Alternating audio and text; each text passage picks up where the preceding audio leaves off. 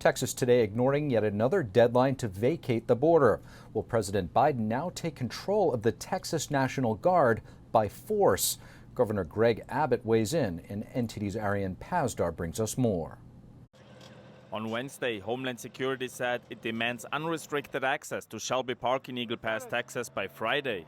But on Friday morning, CBS published this footage from the park saying Texas is now putting up more razor wire and fencing. Now, instead of vacating the border, Governor Greg Abbott on Wednesday evoked the state's constitutional right to defend itself from an invasion. Abbott says that the Biden administration doesn't protect the border. On Friday, the White House responded to those allegations. This idea that just there's no vetting and there's no proper immigration enforcement going on at the border just does not comport with reality. So far, 25 Republican governors from half of all U.S. states signed a joint statement saying they stand with Texas in its battle with the Biden administration. And Texas Lieutenant Governor was on Fox News on Thursday, commenting on speculation that this could lead to a violent showdown. We're not looking for a confrontation. We're looking for them to do their damn job and protect the lives of Texans and Americans and protect the borders in this country. They should not come and confront us. They should just let us do our job. Former President Trump also weighing in on the issue. He says he encourages all willing states to deploy their guards to Texas. Governor Greg Abbott on Friday told Tucker Carlson by phone that 10 states have already sent personnel to the Lone Star State. Abbott also said he's prepared for a conflict with federal authorities. We are prepared in the event that that unlikely event does occur to make sure that we will be able to continue exactly what we've been doing over the past month. Meanwhile, footage online shows a trucker convoy reportedly heading to the border. Up to 1,000 trucks could make stops along the southern border to draw even more attention to the ongoing crisis. Their 4-day tour is reportedly set to start on Monday. And lastly, the House is set to be back in session next week. Speaker Mike Johnson on Friday said he plans to move as fast as possible to impeach Homeland Security's Alejandro Mayorkas. The plan is to bring a vote next week. Republicans allege that Mayorkas didn't fulfill his duty to protect the border. Arian Pazdar, NTD News. A Senate border deal appears to be dead on arrival. House Speaker Mike Johnson today putting his foot down, saying that the Republican-led House would not be taking it up if in fact the rumors are true about the bill's contents. Some Senate conservatives are criticizing their leadership for launching what they call political warfare on their House colleagues. NTD's Melina Wisecup reports from Capitol Hill. The divide between House and Senate Republican leadership just got bigger. Senate Minority Leader Mitch McConnell is eager to have this bipartisan border deal reached for a quick vote in the upper chamber. However, House Speaker Mike Johnson has hit the brakes on it before it has even had a chance to pass the Senate. The House Speaker wrote in a letter to his colleagues today, if rumors about the contents of the draft proposal are true, it would have been dead on arrival in the House anyway. He went on to push his ideal solution for addressing the southern border, that is for the Senate and White House to pass and sign H.R. 2, which is a Republican-led bill returning to Trump-era policies.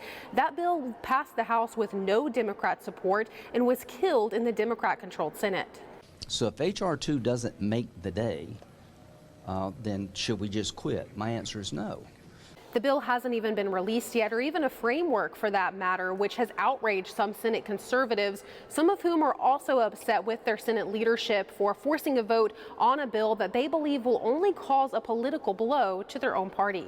Why on earth would you be teeing up a vote with every Democrat and 10 or 12 Republicans? This bill represents Senate Republican leadership waging war on House Republican leadership.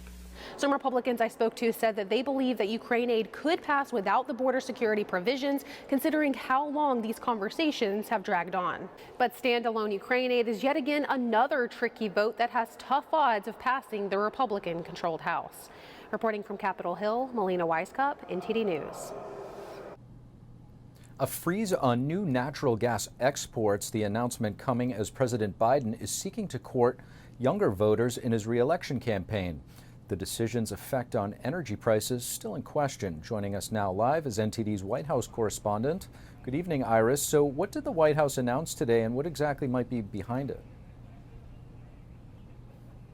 Good evening to you, Steve. The Biden administration today announced that it will now carry on a pause on liquefied natural gas or LNG exports pending new studies about how it would impact the environment. And that's a victory for environmental groups whom President Biden is trying to appeal to as he's running for re-election. Meanwhile, when questioned on Friday about whether that decision was motivated by political reasons, the White House said no. Watch. Some of your critics are saying it's because of politics trying to please environmental activists ahead of the election. What do you say to that?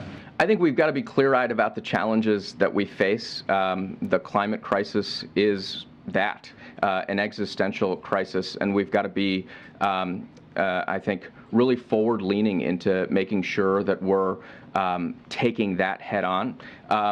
But here's, I think, the critical context for.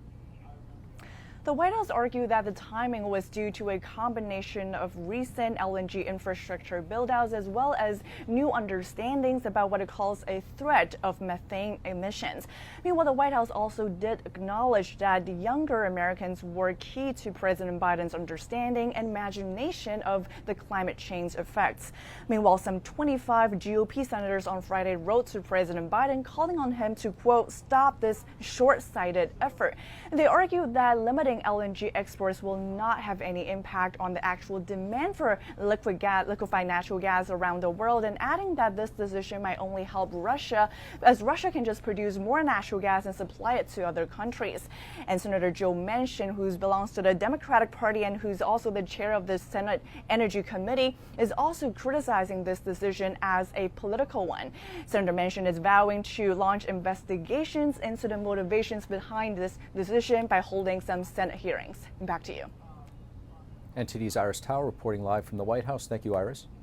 Fulton County District Attorney Fani Willis will be under investigation. Georgia's State Senate today greenlighting the creation of a special committee to probe her.